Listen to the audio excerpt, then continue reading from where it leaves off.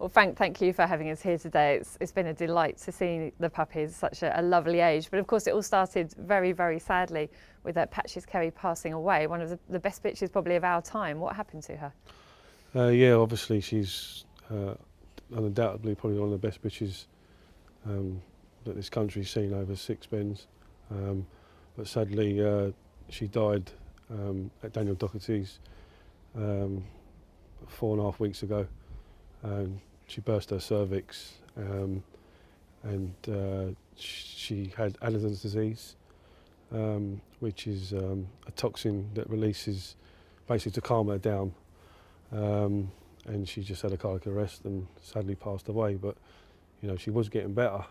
I phoned Daniel just an hour before he phoned me and said, you know, pop in, and I was going to bring her a bowl of food, like, you know. And sadly, he phoned me and said, I've lost her. She's just had a cardiac arrest and passed away. And at that time, you had 8 newborn puppies here, which is quite a hard job looking after them. You were sort of mum in every way.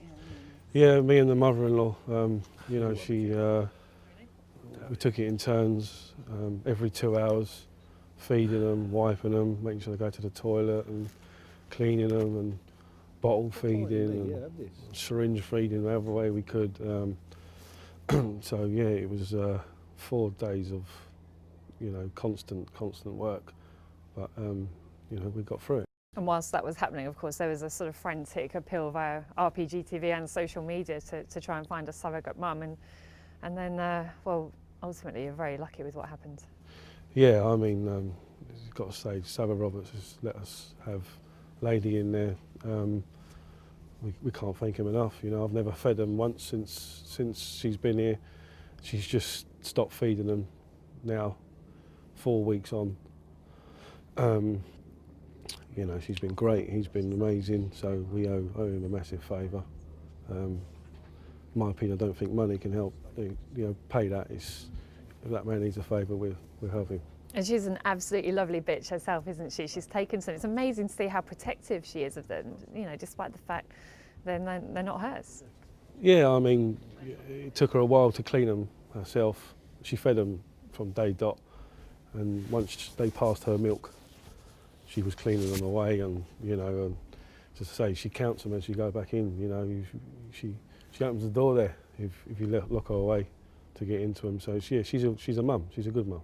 Sadly, now there's 7 pups. You did lose one along the way in the very early stages. Yeah, I lost a small black dog. He was the runt of the litter. Obviously, she had 12 anyway. Sadly, 4 was born still, and that's the only live one we lost. But he was tiny, so you know, we kept him going for 4 days, 4.5 days, but it wasn't to be, you know. So. But now 5 weeks on, they look absolutely beautiful, don't they? They're soft as anything, playful, they look full of beans. Yeah, they're lovely, lovely puppies. So yeah, we got 6 bitches and 1 dog, nice colours and a mixture, so yeah. How do you feel about the whole thing now? You must be really attached to them. I can't imagine you letting them go. Unfortunately, they have to go. This garden's too small. No, you know, they're Frank Taylors at the end of the day, and I knew from day one that I was whelping them down, and at 4 months old, they were going over to John's, Northern Ireland, there to be reared on. Obviously, we didn't plan on losing Patches Kerry or anything like that, so yeah, it's extra special now. But the 2 black bitches are mine and Frank's, so you know, I've got an option to keep them here. That's at the kennels in Gatwick there, or I send them with the rest of the litter. But I'll probably send them away with the rest of them. But we'll see what happens. And in a sort of tribute to their mum, you've named them. I think your daughter named them, didn't she? Yeah, my eldest Isla, she named 1 Patches, 1 Kerry. They should be called Little and Large. One's massive, one's small, but you know, yeah. So I'm grateful that I've got them, and we'll see what happens with them. And they're eating solids now? Yep, they're all eating chicken and Farley's rusk and baby rice and milk, and you know, last 4 or 5 days there they're lapping away. So they'll be getting bigger as the day goes on. And what's the plan over the next few weeks? When do they have their vaccinations, and when will they be roaming your garden out here? We'll vaccination probably just after 6 weeks. Like to do it a little bit early, and they don't want to be in there too long. And then probably one at about 11, and then we'll get them earmarked, and as soon as we can, when the paperwork arrives, and they'll be roaming around here, destroying the place.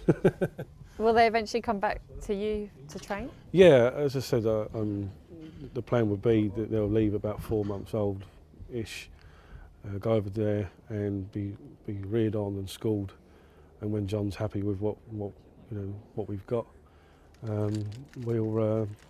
they'll be sent back here. 4 of them will be syndicated.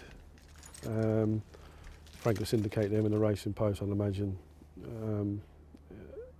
But when the earmarks are done, and then he's keeping one for himself, him and a mate, and I've got the other 2 with him. So yeah, there's a chance for everyone. If they want to get involved in the bitches, then there's a chance for people to speak to them about it.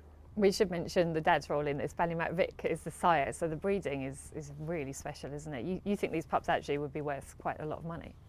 Yeah, I mean, obviously losing the mother and the bitches, how well they're bred and how good she was, as long as they produce, if there is a Patches Kerry in there, then God knows what it'll be worth, But for breeding alone, if I was looking on for something to have a litter of pups out of in the next couple of years, Ballymac Vic Patches Kerry is not too shabby.